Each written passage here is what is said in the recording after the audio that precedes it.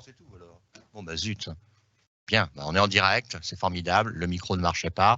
Je disais juste que nous nous retrouvons après cette première session qui était consacrée cet après-midi à citoyenneté et protection sociale, à un deuxième sujet d'importance, même s'il est défriché depuis moins longtemps, le sujet des liens entre la protection sociale et la nécessaire transition écologique. Pour ce faire, comme tout à l'heure, certains sont habitués avec leur smartphone, ils peuvent flasher le QR code, les autres peuvent pour la première fois découvrir ce formidable jeu, cette activité collective. Vous êtes derrière votre écran, vous flashez et vous aboutissez à une page sur laquelle il vous est dit de réagir. Vous pouvez mettre un mot ou deux, ou vraiment une très courte phrase, c'est plutôt un mot, deux mots, en réaction au sujet qui va nous occuper, protection sociale et transition écologique, qui vous est présenté avec un point d'interrogation et nous allons faire un petit nuage de mots ensemble.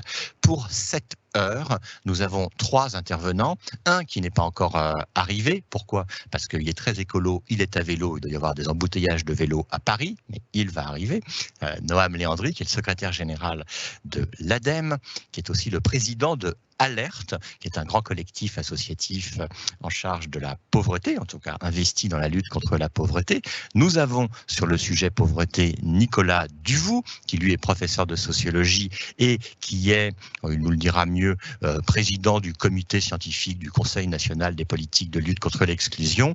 Et puis nous avons Laurie Marot, qui est à l'école des hautes études en santé publique, une école cousine ou sœur de l'EN3S et qui a déjà beaucoup travaillé sur la question qui va nous occuper, la question de la décarbonation et précisément dans le secteur de la santé. Je salue Noam Léandri qui, comme vous le voyez, a enlevé ses pinces à vélo et s'est assis avec nous. Nous pouvons lancer le nuage de mots, même s'il a déjà été lancé, je sais, et je vais vous le commenter, puisque doivent apparaître en théorie les différents mots qui vous sont venus à l'esprit, qui continuent à vous venir à l'esprit lorsqu'on évoque ce gros sujet de protection sociale et de transition écologique. Je préviens nos 3 intervenants que je vais me tourner vers eux et chacun d'entre eux devra réagir et me dire à quoi lui fait penser ce nuage de mots. Donc ce que vous devez faire, c'est regarder les différents mots, prendre le plus petit, puis dire oui, ce qui est fondamental, c'est ce point qui n'a pas été mis en avant, parce que le sujet qui sera jugé le plus important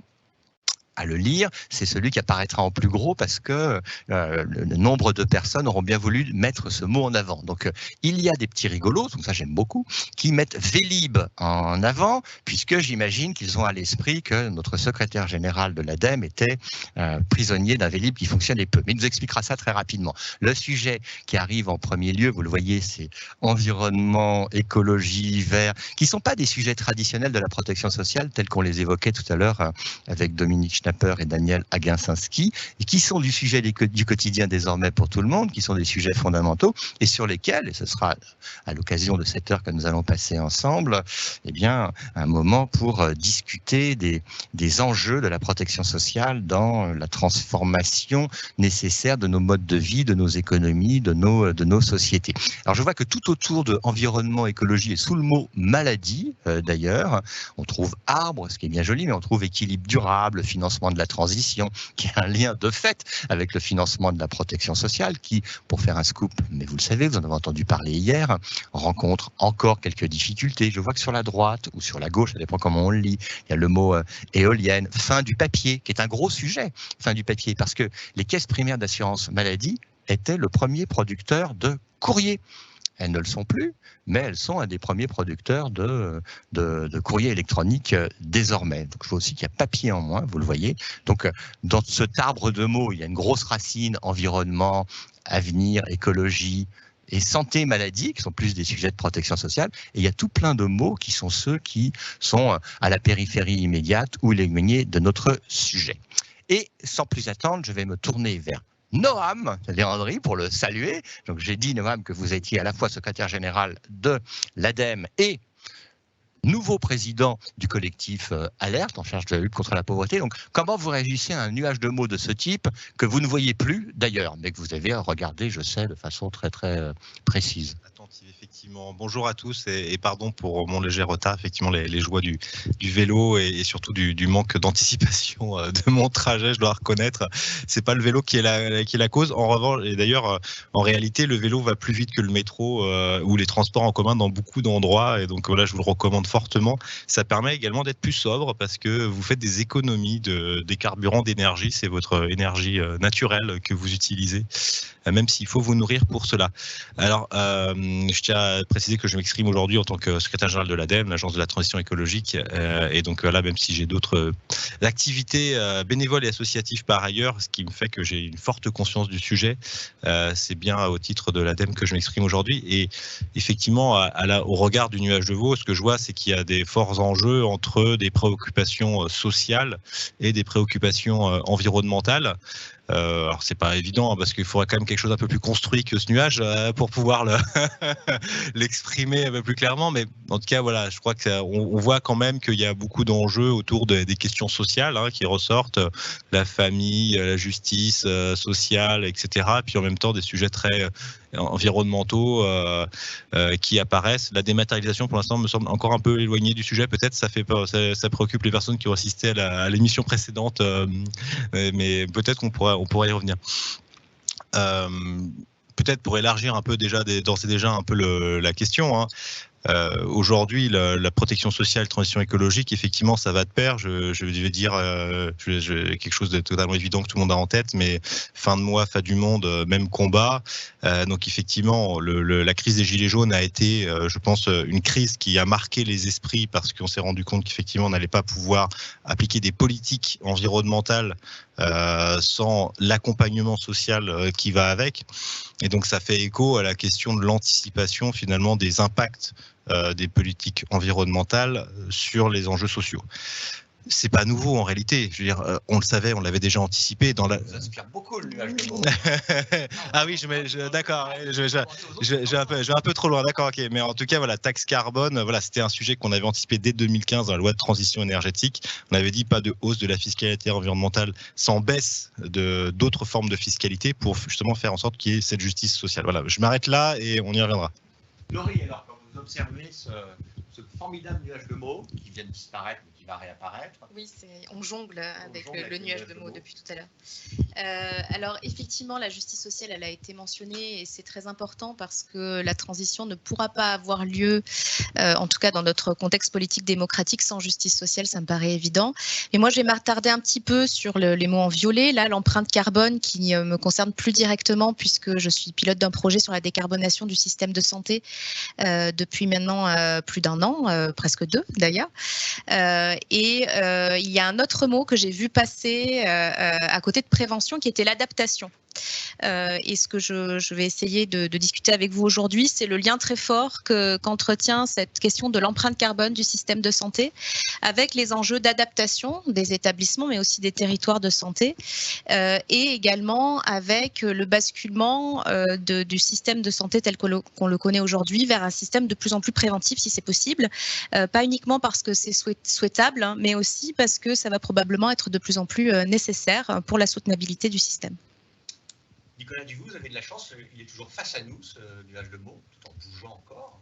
Oui, merci beaucoup, bonjour à tous et à tous. Un très bref commentaire, quand je le regarde, je vois environnement, écologie, empreinte carbone, Vélib comme étant les points centraux. Un nuage de mots, c'est quand même l'idée de faire ressortir une hiérarchisation des informations de la part des spectateurs ou spectatrices de cette émission.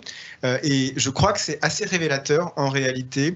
Quand on parle des liens entre transition écologique et questions sociales, on observe une forme de secondarisation de la question sociale. La justice sociale, elle apparaît, elle est quelque part, mais là, elle est tellement petite que je ne la vois plus de là où je suis.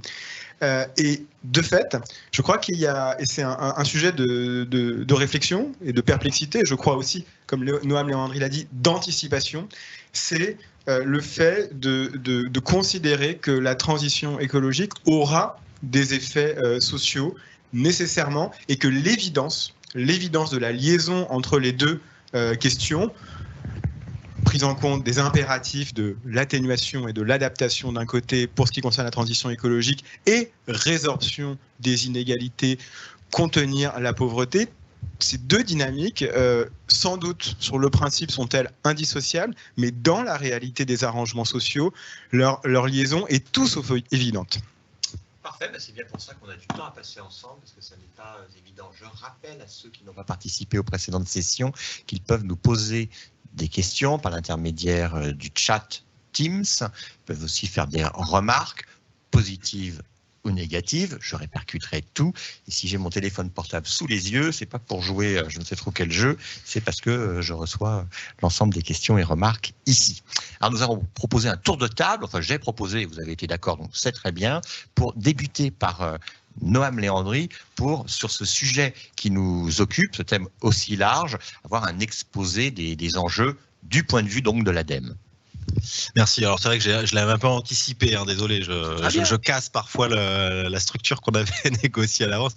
Mais en tout cas, voilà, pour repartir de ce nuage de mots, l'enjeu aujourd'hui pour la protection sociale, c'est d'accompagner tous ceux qui vont avoir à faire face à des problématiques, des impacts liés à l'environnement ou aux politiques environnementales. Il faut quand même partir du constat et du diagnostic suivant, c'est qu'aujourd'hui, les plus fragiles sont ceux qui sont les plus exposés aux impacts négatifs sur l'environnement de l'activité humaine ou des effets secondaires de l'activité humaine. Je pense au changement climatique qui affecte en priorité et premièrement les populations les plus exposées qui ont été repoussées parfois dans des endroits inondables parce que c'est moins cher évidemment de se loger dans les endroits qui sont inondables. Tous ceux qui sont aussi en bordure d'autoroutes qui subissent la pollution de l'air aujourd'hui en priorité. Donc on voit qu'aujourd'hui, il y a une forte inégalité face aux effets néfastes de la pollution ou de la concentration de CO2, etc. dans l'atmosphère. Et pour autant, lorsqu'on met en place des politiques publiques, c'est ça qui a mis en exergue finalement la question de la crise des Gilets jaunes, c'est qu'ils étaient les premiers peut-être aussi à devoir payer cette taxe carbone, même si ce n'était pas forcément les plus exposés, parce qu'il y a eu quand même beaucoup de classes moyennes aussi qui étaient sur les ronds-points et pas simplement les plus pauvres, hein, qui ne sont pas forcément les premiers à manifester.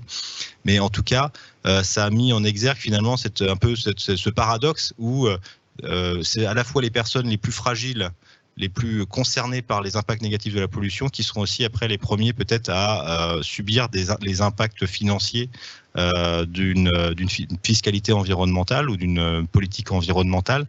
Donc ça pose la question de comment est-ce qu'on accompagne, comment est-ce qu'on fait en sorte que ces politiques-là peuvent être plus favorables et au lieu d'accentuer parfois des inégalités environnementales, au contraire de les compenser. C'est typiquement ce que l'ADEME a publié sous forme d'un avis qui a été publié en début 2020 sur justement comment faire en sorte que la taxe carbone puisse être aussi sociale. Et donc, c'est ce que je vous indiquais, c'est pas quelque chose de complètement disruptif, c'est de dire qu'il faut que les recettes procurées par la fiscalité environnementale servent ensuite à réduire les inégalités de revenus pour que ça rende finalement cette fiscalité environnementale acceptable. C'était d'ailleurs ce qu'il y avait dans le rapport de la commission Rocard, présidée par Michel Rocard, qui avait été remis à Nicolas Sarkozy, qui avait été tenté en termes d'application sur la fiscalité carbone dans les années 2000, je n'ai plus la date exacte, 2010 je crois, ça avait été censuré par le Conseil constitutionnel pour d'autres raisons, non pas à cause de ce côté contre-inégalitaire, mais parce qu'il y avait un certain nombre de secteurs économiques qui échappaient à la taxe carbone, comme l'agriculture, le transport routier, le taxi, etc. Et donc c'est ça qui avait fait que ça avait été retoqué, mais néanmoins cette logique où à la fin on restitue sous forme de crédit d'impôt ou de réduction d'impôt de façon forfaitaire et de façon à compenser finalement l'impact financier que ça pouvait avoir était une manière assez subtile de pouvoir corriger, sachant que, tout le monde le répète, la taxe carbone reste un des outils les plus puissants d'un point de vue du concept et de la théorie économique pour agir sur l'enjeu environnemental. Pourquoi? Parce qu'on on réinternalise aujourd'hui ce qu'on appelle des externalités négatives, c'est-à-dire le fait qu'il n'y a pas de prix aujourd'hui à la pollution et donc il faut donner un prix à cette pollution pour que dans les choix économiques, on puisse le prendre en considération. Alors le rôle de la protection sociale dans tout ça, c'est qu'aujourd'hui on a un modèle social qui est issu d'après-guerre, on a voulu couvrir un peu les différents risques et c'est vrai qu'aujourd'hui le risque environnemental n'est pas forcément couvert ou alors marginalement par un fonds amiante, par les maladies professionnelles qui peuvent être liées à l'exposition à des produits toxiques, etc. Mais on n'a pas aujourd'hui, c'est vrai, dans le secteur de la protection sociale quelque chose qui couvre le risque environnemental proprement dit. Et donc, il n'y a pas de cotisation d'un côté et de dépenses sociales de l'autre qui permettent de couvrir ce niveau de risque. Donc, c'est vrai que c'est un enjeu, je pense, assez important que je laisse la joie à mes autres, pas contradicteurs, mais participants, intervenants, peut-être la possibilité de développer. Il y avait une petite question sur la gauche là qui est arrivée par les beaux réseaux sociaux, en tout cas si c'est pas un réseau social par Teams. C'est cette taxe carbone, est-ce qu'elle peut venir financer la protection sociale? Je glisse ça ainsi parce que les sujets de financement de la protection sociale sont ceux qu'on a largement traités hier. En général, tout le monde veut pouvoir croquer de la fiscalité environnementale et malheureusement, c'est qu'avec 100, on peut pas faire plus on peut pas faire 110. Donc déjà, il y a beaucoup d'enjeux aujourd'hui en matière de financement de la transition écologique elle-même qu'il va falloir financer. Aujourd'hui, si on met d'un côté ce que représente la taxe carbone qui existe aujourd'hui, au niveau de 50 € la tonne à peu près de CO2, ou la taxe sur les activités polluantes, et aujourd'hui toutes les dépenses en faveur de l'environnement, on voit que c'est à peine équilibré. Donc, si on devait l'accroître, effectivement, ça pourrait éventuellement financer d'autres choses, mais il y a aussi surtout tout l'enjeu aujourd'hui des besoins de financement de la transition écologique qu'on estime à plus de 30 ou 40 milliards de plus que l'existant aujourd'hui qu'il faudrait mettre sur la table chaque année. Donc, il y a des besoins aussi immenses en matière de financement de la transition écologique et de l'adaptation qui se fera forcément probablement à perte. C'est-à-dire qu'il faut de la subvention, on ne pourra pas faire des financements privés classiques sur l'adaptation puisque c'est juste éviter qu'il y ait des catastrophes qui aient lieu. Donc ces besoins-là, ils pourraient être couverts par la fiscalité environnementale. Si après, il en reste un petit peu sur la table, j'ai envie de dire tant mieux, mais je ne pense pas qu'il faille mettre beaucoup d'espoir là-dessus. Très bien. Alors, ce sera renvoyé à ceux qui ont posé la question et qui avaient des espoirs de compléter un peu de CSG, etc. Je suis ravi qu'on vous accueille tous les trois, mais tout particulièrement Laurie Marot. Pourquoi? C'est parce qu'elle fait partie des rares personnes qui ont travaillé exactement sur notre sujet du jour, plus précisément sur la santé, avec un travail sur la décarbonation de notre santé. Et donc, nous sommes tout oui. Et de surcroît, vous avez même un petit PowerPoint qui va un peu habiller notre session.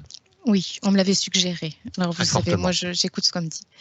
Alors, effectivement, j'ai 2-3 planches à vous montrer. Donc, je crois même que j'ai un petit zapper très efficace en face de moi. Ah.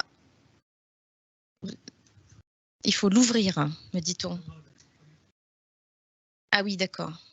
Effectivement, si c'est sur on, ça va mieux marcher que si c'est sur off. Donc, juste une petite slide d'introduction extrêmement rapide pour rappeler la relation réciproque, parce que la relation santé-environnement, on l'a bien en tête, mais on a moins en tête sa réciprocité. Donc, ce qu'on a en tête, c'est ça, à peu près. C'est le fait que, donc au Pakistan, ce printemps, il a fait 51 degrés, dans une région quand même où il y a un peu moins de 20 millions d'habitants, donc c'est pas exactement la race campagne avec absolument personne. Les hôpitaux ont d'ailleurs été bondés, donc ça c'est la première conséquence, c'est que le système de santé se récupère les conséquences directes, indirectes du changement climatique ou des changements environnementaux sur la santé des populations, et que évidemment ces effets ont tendance à augmenter en intensité et en tout cas les effets du changement climatique augmentent en intensité et en fréquence, et donc les effets sur la santé des populations ne va faire que croître aussi.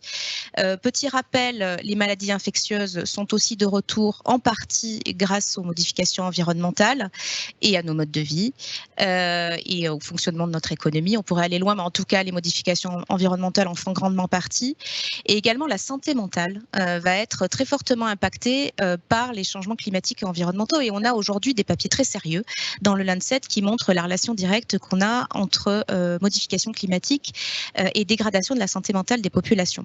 Donc voilà, donc on a un ensemble de conséquences sur la santé des populations de ces effets climatiques et environnementaux dont on se préoccupe. Ce qu'on voit moins peut-être, c'est l'inverse. C'est l'impact de notre système de santé sur ce climat et sur cet environnement. Donc il est cependant aujourd'hui de plus en plus étudié, notamment par la littérature scientifique, une littérature qui se densifie. Donc d'un côté, vous allez avoir tous les travaux sur les impacts environnementaux sur le système du système de santé sur l'environnement. Moi, je me suis plus particulièrement penchée sur la question de l'empreinte carbone, notamment avec les équipes de l'EHESP et du SHIFT. Et en face, vous avez les travaux sur la soutenabilité environnementale du secteur de la santé. Parce qu'une fois qu'on a compris qu'on avait un secteur de santé qui était très impactant sur l'environnement, c'est en général qu'on a compris qu'on avait un secteur qui était très dépendant de ressources. voilà, de ressources énergétiques et de ressources matérielles, et que donc il fallait se poser la question de sa soutenabilité sur le long terme.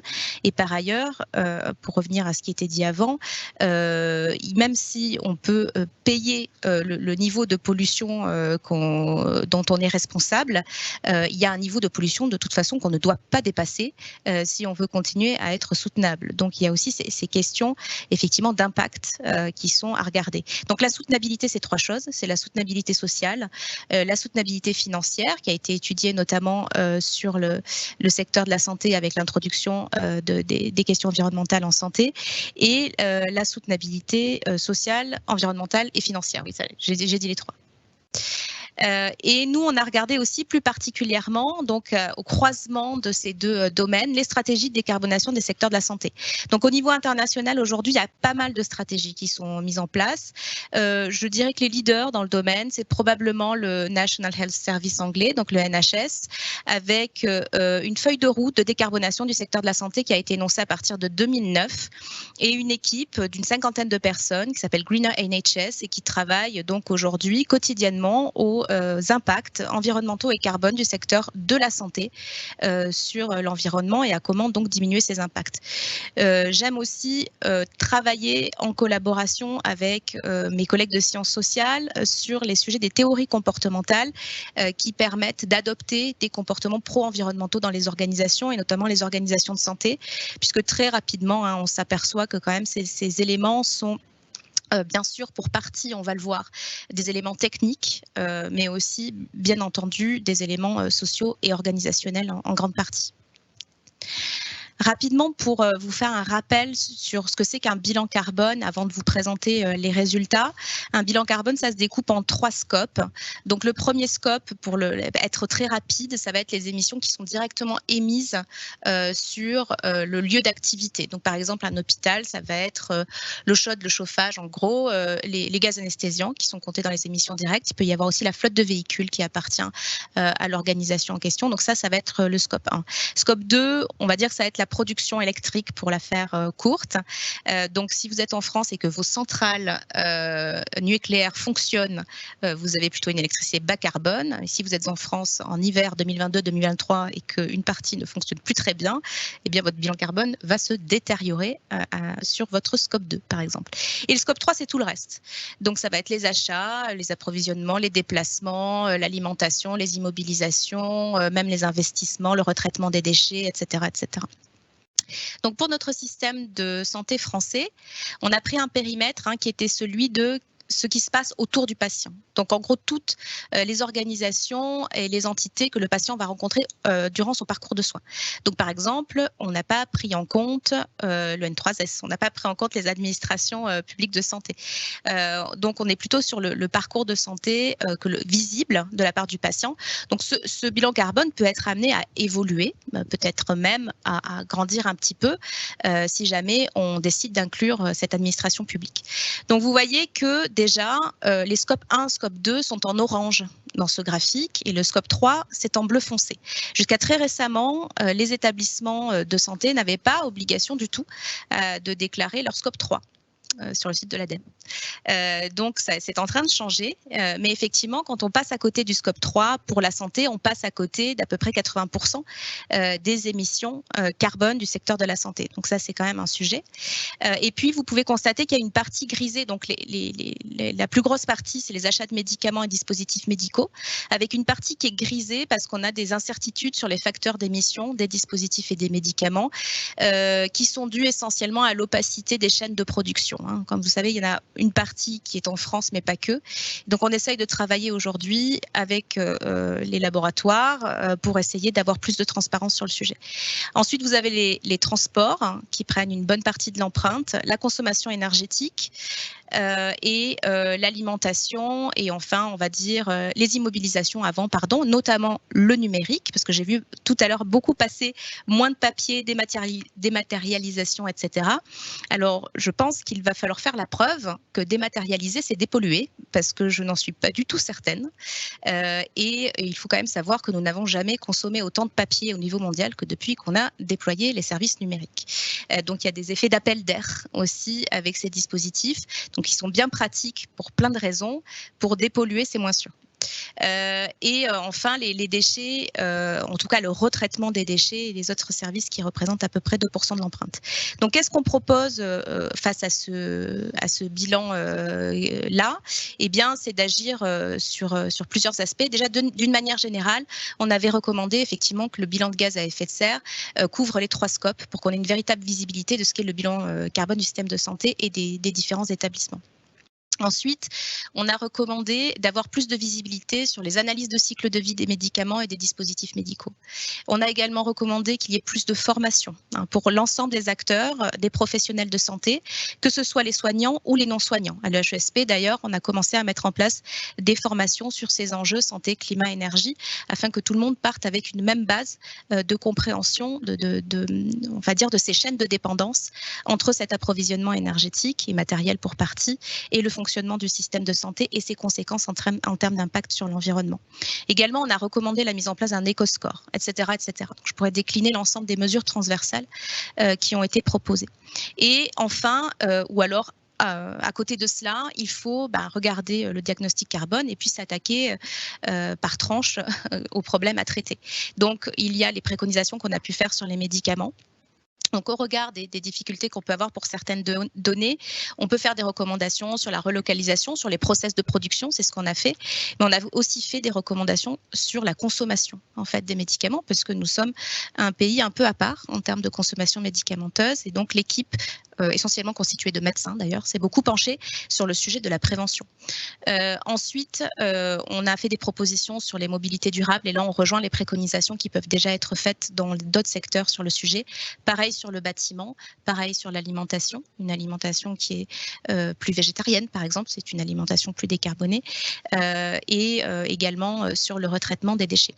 Donc globalement, on reprend dans le système de santé, on va dire, les recommandations principales qui peuvent être faites dans les autres secteurs industriels, sauf qu'on va avoir évidemment une focale sur la question du médicament et du dispositif médical. Et là, on va dire essayer de creuser davantage ce sujet avec une équipe de recherche qui actuellement essaye de lever effectivement l'opacité de ces chaînes de production et qui en parallèle travaille beaucoup sur le basculement vers un système préventif et vers la pertinence des soins, parce que notre objectif, je le rappelle, ce sont les accords de Paris, donc moins 80% d'émissions d'ici à 2050. Et avec simplement les recommandations de décarbonation de l'existant, nous n'arrivons qu'à moins 50% d'émissions d'ici à 2050. Donc il faut vraiment travailler sur la demande et sur les enjeux de prévention si on veut être soutenable d'un point de vue climatique.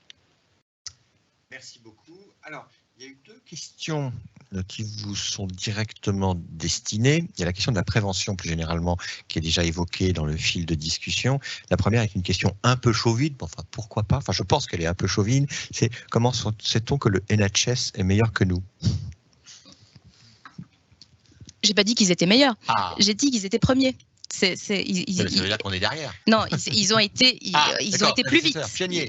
Pionniers, oui, voilà, si vous préférez. Ils ont été plus rapides. D'accord. Alors, je ne suis pas du tout convaincue qu'ils soient meilleurs, mais c'est vrai que quand vous avez une équipe de 50 personnes totalement dédiées à un sujet, normalement, vous vous en sortez un petit peu mieux que quand vous en avez 0. Mais il est vrai que en termes de système de santé et de protection sociale, je ne parierais pas mes économies que le NHS soit meilleur que le système français. Ceci dit, on peut quand même s'étonner du fait que lors de la dernière COP, la COP 26 à Glasgow, une 60aine de pays, dont beaucoup de pays européens, dont les États-Unis, dont évidemment l'Angleterre, l'Allemagne, l'Espagne, etc., ont signé un accord pour la décarbonation et la résilience des systèmes de santé.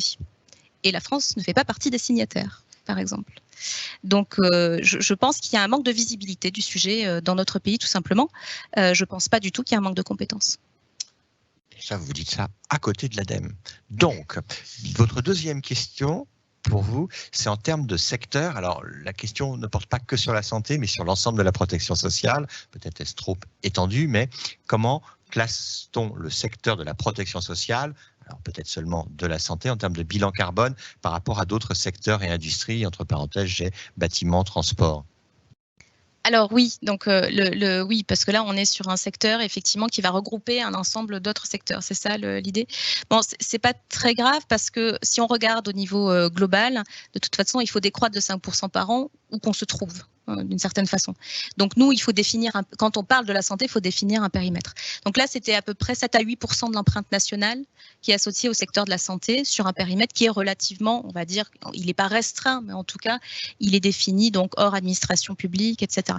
Donc c'est quand même tout à fait significatif. Ça veut dire que si dans ces 7 à 8%, on veut commencer à diminuer de 5% par an, il va falloir faire soit moins de soins, soit moins de transport, soit moins de chauffage, soit moins de climatisation. Enfin, donc, qu'est-ce qu'on fait? Donc ça s'organise et ça se planifie parce que sinon, ça risque de se subir. Donc hier, j'avais encore ma collègue qui nous parlait de son expérience de directrice d'hôpital lors de la dernière canicule. Les moteurs des ascenseurs étaient sur les toits. Bon, ils ont surchauffé, il n'y avait plus d'ascenseur. Donc, dans un établissement, quand vous n'avez plus d'ascenseur, ça devient problématique. Donc là, on croise la problématique de l'atténuation de l'empreinte avec celle de l'adaptation au changement climatique. Donc, comment on définit le secteur de la santé par rapport aux autres secteurs? Eh bien, en fait, comme il va venir de façon transversale, il faut définir un périmètre. Deuxième chose, tous les secteurs sont prioritaires. Je me permets de le mettre en avant maintenant parce que souvent, en tout cas, c'est pas moi qui le dis, mais ce sont les secteurs eux-mêmes. Dans le transport, on va vous dire le transport, c'est absolument prioritaire. Sans transport, il n'y a pas d'économie. La protection sociale, c'est prioritaire. Hein. La protection sociale, c'est absolument prioritaire, sinon on ne peut pas soigner les gens. Le secteur de l'énergie va vous dire nous sommes absolument prioritaires, sinon tout le monde est immobilisé. Le secteur de l'agriculture va vous dire nous sommes absolument prioritaires, sinon on ne mange pas, etc., etc. Donc d'une certaine façon, il faut réussir à embarquer de manière transsectorielle sur ce sujet de la diminution de l'empreinte. Très bien, je propose que se saisisse de son micro Nicolas Duvou. Il en avait un. Ah oui, il veut aussi la zapette parce qu'il a également préparé un formidable PowerPoint pour nous présenter un travail en cours ou seulement lancé dans le cadre du CNLE. Effectivement, la remarque selon laquelle la transition écologique, les questions environnementales sont un sujet nouveau pour les acteurs de la protection sociale, pour la société civile qui est concernée par les questions de pauvreté, de précarité, a été un constat et aussi un moteur du travail que le CNLE, donc le Conseil national des politiques de lutte contre l'exclusion, a lancé il y a maintenant 1 an en essayant de s'interroger sur l'impact social de l'écologie. Alors évidemment, la préoccupation était clairement de tirer un certain nombre de leçons du mouvement dit des Gilets jaunes, de se saisir de cette réaction populaire extrêmement virulente à une mesure qui était clairement orienté et, comme ça a été dit, est un des leviers majeurs pour assurer la transition écologique, et avec cette idée que finalement il y a eu une contradiction, une tension extrêmement forte entre cet instrument de financement de la transition d'une part, et puis finalement les modes de vie, les conditions de vie dans lesquelles un certain nombre de catégories de la population se retrouvaient. Et il faut tout de suite dire d'emblée, parce que le CNLE est une assemblée participative, donc il est composé pour moitié de personnes qui sont concernées directement par la pauvreté et l'exclusion sociale. Eh bien, les personnes en situation nous ont dit, les personnes concernées, mais attendez, les Gilets jaunes, ils ont un budget dont moi je rêve. Donc, ce ne sont pas les catégories les plus modestes, les plus fragiles, les plus pauvres de notre société qui se sont mobilisées. Mais néanmoins, la question de la conciliation, de la compatibilité, de la liaison supposée nécessaire, en fait, elle mérite d'être examinée. Elle mérite d'être examinée parce que la question de la taxe carbone a montré la difficulté, mais sur tout un ensemble d'autres instruments. Pensons aux zones à faible émission qui risquent de renvoyer au garage une partie très conséquente du parc automobile dans les communes les plus pauvres des grandes agglomérations. Eh bien, sur un ensemble de sujets, on voit un certain nombre de tensions émerger. Et donc, le CNLE s'est saisi de la question avec un objectif qui est un objectif scientifique, d'apport à la connaissance, de travail empirique, et puis aussi, évidemment, une dimension plus de recommandation à destination des pouvoirs publics. Et donc, comme c'est un travail en cours, je vais vous proposer un certain nombre de réflexions, de questionnements, et bien sûr, pas de réponses qui viendront d'ici quelques mois. Alors, simplement, on pourrait penser, et c'est ce que montre de manière absolument magistrale ce graphique d'un excellent article qui émet du CO2 en France de Potier et Emmanuel Combet aussi, qui est un des co-auteurs, qui travaille à l'ADEME. On voit qu'il y a une relation finalement entre le niveau dans la hiérarchie sociale. Donc, quand vous êtes dans D10, vous faites partie du dernier décile de niveau de vie. Ça veut dire que vous faites partie des 10% les plus aisés de la population française. Et comme vous le voyez, eh bien, ce sont bien ces 10% les plus riches qui émettent le plus. Et puis, un petit peu comme en santé, vous avez un gradient. Plus vous descendez dans l'échelle sociale et moins vous consommez. Donc, finalement, on pourrait se dire la liaison entre un certain nombre d'objectifs de la protection sociale qui sont de réduire les inégalités verticales. Ce n'est pas le seul objectif de la protection sociale, mais c'en est un. Et la question de l'atténuation des émissions, cette liaison, cette conciliation, elle est finalement évidente si on regarde ce tableau. Et on pourrait dire, en citant Bruno Latour, dans son dernier ouvrage, le mémo sur la nouvelle classe écologique, que finalement, ce que les pouvoirs publics ont à faire, ce n'est pas de convertir les classes populaires, mais plutôt de se rapprocher d'elles. Ce serait finalement le modèle. Il faut se rapprocher d'un standard d'émissions qui serait plus proche de la première moitié de la distribution.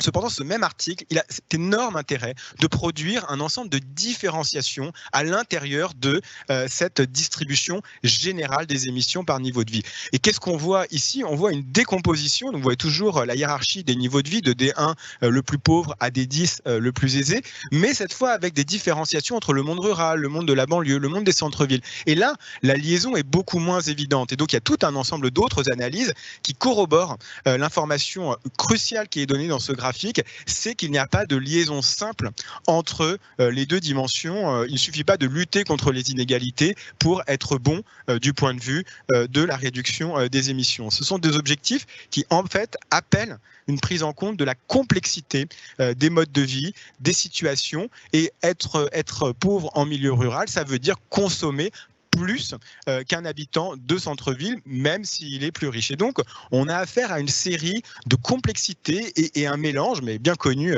par les spécialistes de la protection sociale dans d'autres domaines, d'inégalités verticales et puis d'inégalités finalement plus horizontales. Alors, à partir de ce moment-là, on s'est interrogé sur un certain nombre d'approches qui sont retenues par les pouvoirs publics en matière donc de mise en œuvre de la stratégie. Le principal instrument, c'est la stratégie nationale bas carbone et sa déclinaison sectorielle. Et un premier point qui a suscité une forme d'interrogation, et là je me fais l'écho, je vais me faire l'écho de nombreux collègues pour les citer, c'est de souligner le fait que travailler par des normes comportementales, ce qu'on appelle les fameux petits gestes, eh bien, quand on a cette approche indifférenciée socialement, on risque de produire des effets inégalitaires parce que nous ne sommes pas tous sur un pied d'égalité devant la capacité à adopter un régime alimentaire non carné, à se débarrasser de notre voiture thermique pour aller travailler. Voilà, il y a des inégalités très profondes devant la capacité à s'adapter, à adapter ses comportements à ces messages, et c'est d'autant plus vrai que ces normes en réalité sont cumulatives. Elles ne sont pas isolées les unes des autres, et donc il faut avoir à l'esprit l'ampleur du mouvement institutionnel, l'ampleur de la mutation de société qui est engagée et de ses effets potentiels sur les catégories qui sont peut-être les moins à même de se saisir de ces évolutions, même si ce ne sont pas les plus émettrices, qui d'ailleurs produit un sentiment d'injustice assez fort chez elles. Ensuite, et ça a été dit, évidemment, une situation d'inaction serait extrêmement délétère pour les plus modestes, parce qu'ils sont les plus exposés, parce qu'ils seraient les plus exposés à une dégradation du climat ou de la biodiversité. Néanmoins, ce constat-là n'empêche en rien de prendre la mesure du fait que, y compris des actions institutionnelles risquent de produire des effets en étant beaucoup plus directifs vis-à-vis des catégories de la population qui sont les plus dépendantes, les plus exposées aux institutions. Quand vous êtes un allocataire de prestations sociales, l'ensemble de votre vie va dépendre, une partie importante de votre vie, des paramètres qui sont fixés par d'autres, par des institutions. Et si on décide de remplacer une prestation en espèces par un chèque qui est fléché, eh bien ça a des effets sur votre pouvoir d'agir, sur votre liberté qui sont très forts. Et enfin, un dernier point très évident, c'est que évidemment les postes qui sont les postes les plus stratégiques pour la transition. Tous les postes sont stratégiques, j'ai bien entendu, mais néanmoins, le transport, l'alimentation, le logement, eh bien, sont des postes qui sont évidemment les plus importants proportionnellement dans les budgets des ménages. Donc, ils vont les plus modestes. Donc, ils vont devoir bouger plus sur des postes qui sont proportionnellement plus importants pour eux. Alors, le fait de prendre en compte ces constats et de ne pas tourner, voilà, de faire droit à ces tensions ne veut dire en rien qu'il n'existe pas de marge de manœuvre ou de possibilité de faire concilier évidemment les objectifs. Alors là, évidemment, il y a un ensemble de travaux qui ont documenté ces possibilités. D'abord, notre collègue Philippe Quirion, économiste, souligne à partir des travaux des collègues de son laboratoire, le CIRAD, à quel point la rénovation thermique systématique d'un certain nombre de bâtiments, et notamment des passoires énergétiques, aurait des effets qui sont à la fois économiques, écologiques, sociaux, vertueux. Donc on a évidemment des points sur lesquels il y a une conciliation. On a aussi évidemment des manières de concevoir les modes de vie, de concevoir les relations sociales qui fait plus droit, finalement, c'est ce que je soulignais tout à l'heure, à un certain nombre de limitations qui ne sont pas forcément subies, qui peuvent être organisées, des postes de consommation. Et puis finalement, on a aussi, et là je tiens à saluer, et c'est pas parce que Noam Léandri est là, le travail de l'ADEME, le travail sur Transition 2050, le travail de prospective qui nous dit quand même que le scénario le plus sobre, finalement, qui a été retenu, n'est pas un scénario récessif. Ce n'est pas le scénario qui a le plus de croissance, et on sait que la croissance, elle est décisive pour financer la protection sociale, mais ce n'est pas un scénario récessif. Et donc, il n'y a pas de déterminisme des grands choix socio-économiques vis-à-vis de cette transition. En tout cas, c'est une leçon qu'on peut retenir. Donc, pour conclure, très rapidement, le principal défi, c'est le renchérissement des postes de consommation proportionnellement plus important pour les ménages modestes. C'est la question des dépenses contraintes. C'était celle qui était au cœur du mouvement des Gilets jaunes et c'est celle qu'on va retrouver sur des questions énergétiques notamment. Un autre, et qui tient non pas là forcément au montant des transferts ou aux dépenses qui doivent être consenties, mais à la forme de l'action publique, c'est ici une interrogation sur le caractère plus directif pour les plus modestes de la réorientation d'un certain nombre d'instruments d'action publique. Encore une fois, le fait de faire des chèques qui permettent d'orienter les comportements de consommation, c'est sans doute indispensable pour le verdissement des prestations sociales, mais ça a un impact négatif sur la liberté d'affectation des revenus dont on dispose pour les catégories modestes. Et donc, on a un ensemble de contraintes prévisibles qu'on peut anticiper parce que les sciences sociales nous permettent de les saisir, de les analyser, de les documenter et qui seront ces contraintes nouvelles, et je pense que c'est vraiment un point décisif, seront d'autant plus difficilement acceptables qu'elles vont être reçues par des populations qui sont déjà dans un faisceau de contraintes extrêmement fort. Et un dernier point qui me semble vraiment là aussi très très décisif, même si c'est évidemment une réflexion très exploratoire pour conclure, c'est l'idée que la société, à travers l'objectif dont, encore une fois, personne ne peut remettre en cause la légitimité et l'importance vitale de la transition écologique, c'est que la société va demander à des catégories sociales qui viennent d'accéder à un certain nombre de biens de consommation, la diffusion, la démocratisation de l'alimentation carnée, la démocratisation de l'accès à la culture à travers un certain nombre de voyages longue distance par des compagnies à bas coût, eh bien, tout ce qui est vécu comme des progrès sociaux très récents va être réorienté. Et ça, évidemment, cette inscription temporelle, elle est un objet de défi majeur pour la conciliation de la transition et des objectifs sociaux. Merci à vous trois pour les exposés. J'ai une question précise pour Nicolas Duvou et puis j'ai des questions générales pour vous trois et nous avons un quart d'heure. La question pour Nicolas Duvou, c'est pourquoi demander aux plus modestes de s'adapter s'ils ne sont pas les principaux pollueurs? Ne devrait-on pas appliquer le principe de pollueur-payeur? Nicolas peut dire un mot et puis vous deux également. Hein. Oui, parce que Nicolas ne dira pas tout sur cette grosse question, mais je crois que ça renvoie à un débat qui est très mal posé entre on demande des efforts à une fine élite de super riches ou alors on est dans des petits gestes qui sont aussi démocratiques qu'inégalitaires dans leurs effets. En réalité, on va avoir besoin de l'ensemble de ces évolutions. On va avoir besoin de l'ensemble. Mais ce n'est pas parce que les plus modestes émettent moins de GES qu'il n'y a pas une nécessité absolue pour faire baisser la moyenne, si vous voulez, des émissions, d'agir aussi sur leur comportement. La question, c'est est-ce qu'on agit aussi ou est-ce qu'on agit sur l'ensemble des catégories de la population? Vous êtes d'accord tous les deux? Alors moi, j'ai juste un point, c'est que... Ce serait bien, c'est d'être en désaccord, parce que bon, voilà.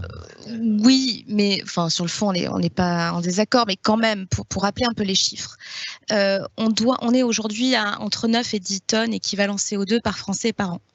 On doit atteindre 2 tonnes équivalent CO2 par Français et par an. Même les plus modestes de notre pays n'y sont pas. Ils ne sont pas à 2, ils doivent être autour de 4, mais ils ne sont pas à 2. Donc en fait, il va falloir réorienter nos modes de fonctionnement, nos modes de consommation, enfin l'intégralité de la société va devoir bouger. Alors après, c'est comment on fait bouger la société? Est-ce qu'on utilise que de la contrainte ou est-ce qu'on utilise de la formation? Est-ce qu'on mobilise les moyens de l'État pour planifier une action collective? Voilà, c'est comment on met tout le monde en mouvement. Mais voilà, les contraintes physiques sont là et malheureusement, dans notre pays, être à la moyenne entre les plus pauvres et les plus riches n'y suffira pas. Sur cette bonne nouvelle, alors, Noam Léandri?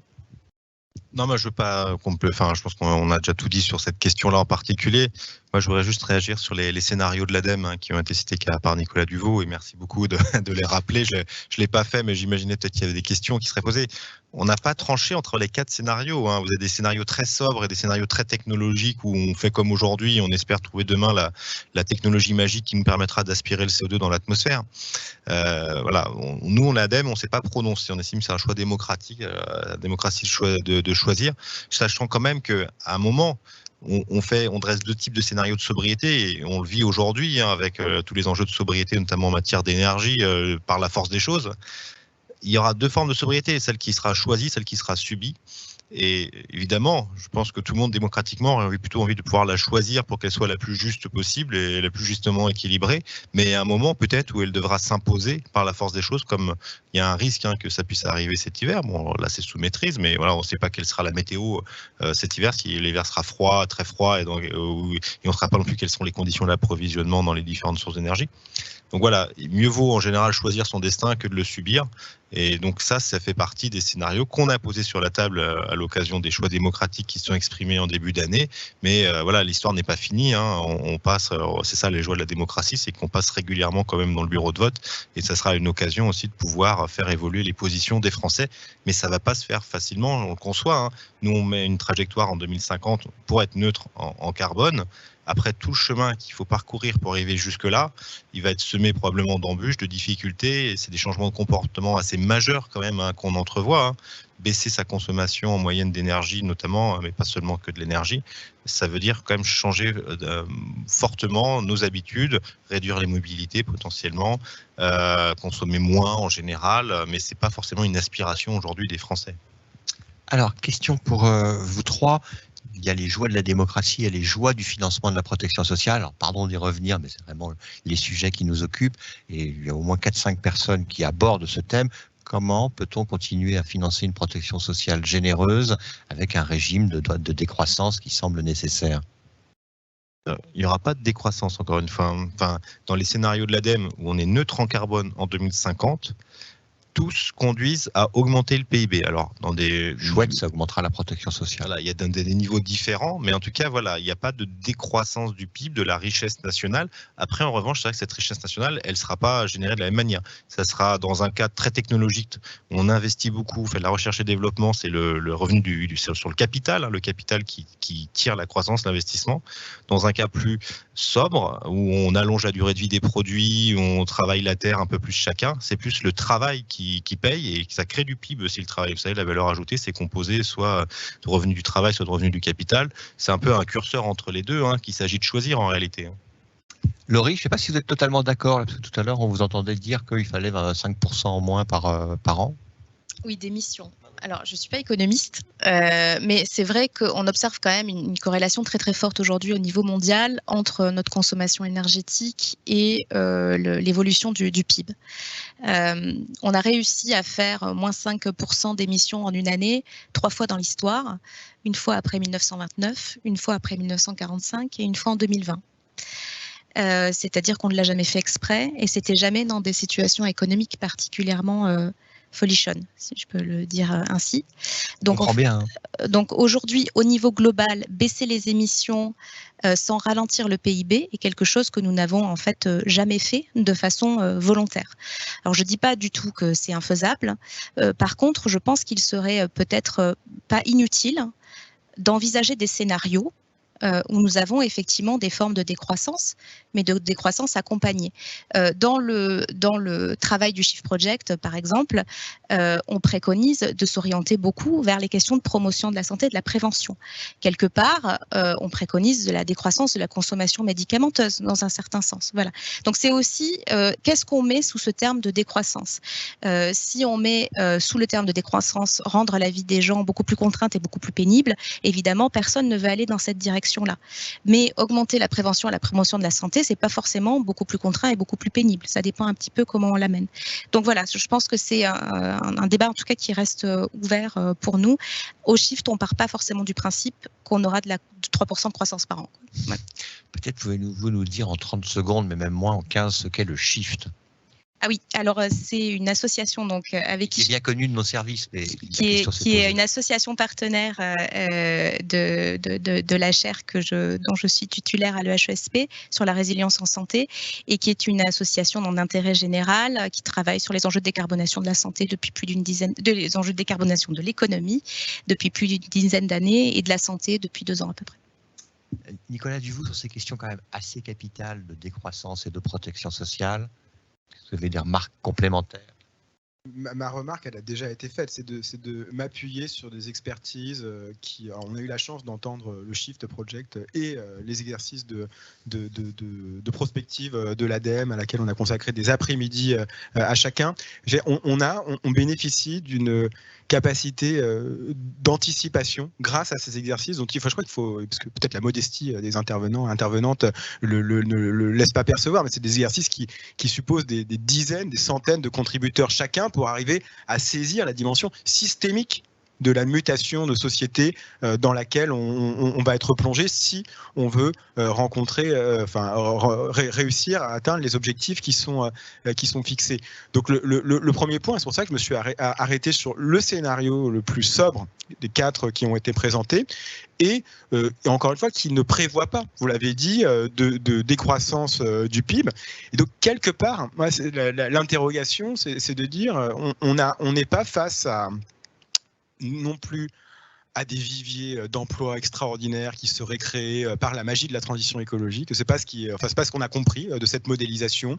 On n'est pas face donc à une résolution presque mécanique. Si on se retourne tous à la terre, c'est pas comme ça que ça va se passer. On ne deviendra pas agriculteur demain matin. En tout cas, on n'a pas tous les capacités, et sans doute pas la volonté.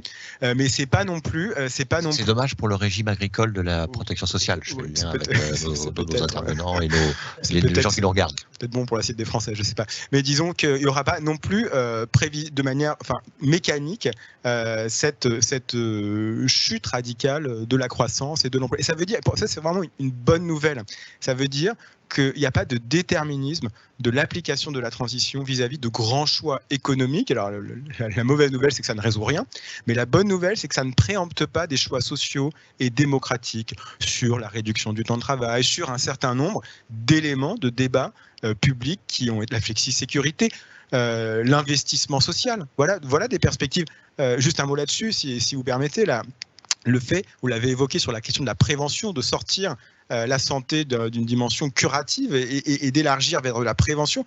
Et ça, je crois, c'est quand même quelque chose qui rencontre des agendas de réflexion sur la protection sociale en disant on doit pouvoir faire de l'anticipation, de la prévention, de l'investissement et résoudre des questions qui, sinon, comme vous l'avez dit, se poseront à nous de manière subie, sans doute extrêmement brutale et inégalitaire. Quelle ambiance! Alors, il nous reste 5 minutes. Il y a pas mal de questions du côté des gens qui nous regardent, qui sont pour la plupart, à le bien comprendre, des organismes de base. Ce n'est pas une hiérarchie considérable qu'on donne, mais on raconte ça dans le monde de la protection sociale. Organisme de base, c'est une caisse d'allocation familiale, une caisse primaire d'assurance maladie, une URSSAF, et ce n'est pas une caisse nationale où on réfléchit à l'avenir en général. Et la question qui est posée, c'est que peuvent faire les organismes de base? Ouais, j'ai eu cette discussion avec la direction de la sécurité sociale qui s'interrogeait. Pas un organisme de base, même si c'est éminemment respectable. Non, mais qui s'interrogeait sur comment intégrer justement les enjeux écologiques dans les contrats d'objectifs et de gestion, les COG, les fameux COG de chacune des caisses de la sécurité, ce qui forme la sécurité sociale. C'est vrai qu'aujourd'hui, il y a toujours eu beaucoup une action mise sur la partie RSE, responsabilité sociale environnementale, où on essaye de bien faire au niveau des bâtiments, faire moins de papier, éteindre la lumière, etc. Ça, effectivement, je veux dire, c'est le b.a.-ba. C'est effectivement, quand on parlait du bilan carbone, c'est le scope 1, le premier périmètre sur lequel on a vraiment la main. Mais ce qui est le plus intéressant, et c'est ce qui a été montré par Laurie tout à l'heure, c'est ce scope 3, là, c'est là où il y a le plus gros impact, 80%. Noam, pardon, mais j'ai petite question, c'est scope avec un point d'interrogation. Périmètre en anglais, donc pardon, mais c'est effectivement la terminologie usuelle dans les questions de bilan carbone. Donc périmètre le plus large, c'est le numéro 3, et le périmètre le plus étroit, c'est le numéro 1. Et donc sur ce périmètre, c'est les impacts qui sont plus indirects. C'est aujourd'hui, il faut voir quand même que la protection sociale, ça brasse des milliards d'euros. Et donc la question, c'est comment… Centaines de milliards. Oui, des centaines de milliards. C'est comment est-ce qu'on verdit finalement ces milliards d'euros. C'est ça l'enjeu aujourd'hui. L'État maintenant a fait son budget vert. On encourage les collectivités locales à en faire de même. Je pense qu'il serait temps que les systèmes de protection sociale regardent aussi ce qui est favorable à l'environnement et défavorable. Et ce qui serait totalement logique, c'est non seulement accroître la part de ce qui serait favorable à l'environnement, mais surtout éradiquer ce qui est défavorable. Parce que c'est ça qui fait qu'aujourd'hui, on se retrouve dans une situation où, si on continue comme toujours, on aura beau créer un peu plus de verre, le stock de brins, ce qu'on appelle brins, ce qui est défavorable à l'environnement, continuera à creuser un peu notre tombe. Nicolas, et puis le dernier mot à cette question sera pour Laurie. Oui, et c'est pour exactement cette nécessité du verdissement, de l'action même, de ces transferts sociaux gigantesques qui sont très largement supérieurs chaque année au budget de l'État, les transferts de sécurité sociale. C'est bien parce qu'on va chercher à avoir des effets sur eux que les pouvoirs publics peuvent chercher à les orienter, éventuellement à les flécher, éventuellement à orienter les comportements de ceux qui en sont les bénéficiaires, les récipiendaires. Et là, je crois que c'est une tension qu'il faut affronter en amont, en anticipation, parce que, encore une fois, les débats de l'Agora, de l'Assemblée du CNLE font ressortir la violence extrême avec laquelle la réduction de la liberté, de l'arbitrage qui est possible avec des prestations en espèces, eh bien, et c'est quelque chose qui est extrêmement virulent. Et donc, on peut comprendre la logique d'orienter les prestations, d'orienter vers des services, on va dire, en nature, des équipements, mais avec un coût de liberté qu'il va falloir prendre en compte dans les tenants et les aboutissants de notre réflexion collective. Alors, Laurie, sur cette grande question. Oui, alors c'est pas une question facile. Et effectivement, l'outil des COG a été plusieurs fois évoqué lors de nos discussions, notamment avec la CNAM, mais pas que. Et je crois que sur ce sujet, on a une petite difficulté qui est le manque de modèles. C'est-à-dire, qu'est-ce que c'est qu'aujourd'hui un établissement durable? Qu'est-ce que c'est qu'une pharmacie verte? Qu'est-ce que c'est qu'une… Pourtant, la croix est verte. Une maison de santé pluridisciplinaire, écologique, c'est quoi? Voilà. Donc, on a effectivement besoin de poser une trame, de réaliser ce verdissement et de mobiliser les outils qu'on a. Donc, les COG sont un outil probablement formidable pour ça, pour imposer en tout cas, pour inciter fortement à ce verdissement qui est une réflexion en profondeur. Il ne s'agit pas juste de faire un retraitement des déchets, mais de penser son activité à travers le prisme de cette durabilité écologique. Et pour l'instant, ce n'est pas forcément le cas. Si on regarde simplement les évaluations médico-économiques, comme leur nom l'indique, elles sont médico-économiques. Et actuellement, je suis un travail de thèse pour que l'évaluation soit écolo-médico-économique, pour savoir comment on peut effectivement intégrer, par exemple, des critères environnementaux dans les autorisations de mise sur le marché de médicaments, par exemple. Voilà, mais ça veut dire qu'il faut que ça devienne beaucoup plus systémique. Un réflexe dans l'ensemble des documents qui organisent, à long terme d'ailleurs, la protection sociale, qui soit que ce soit les COG, que ce soit même les autorisations de mise sur le marché, peut-être les conventions médicales, etc. Donc il y a de la matière.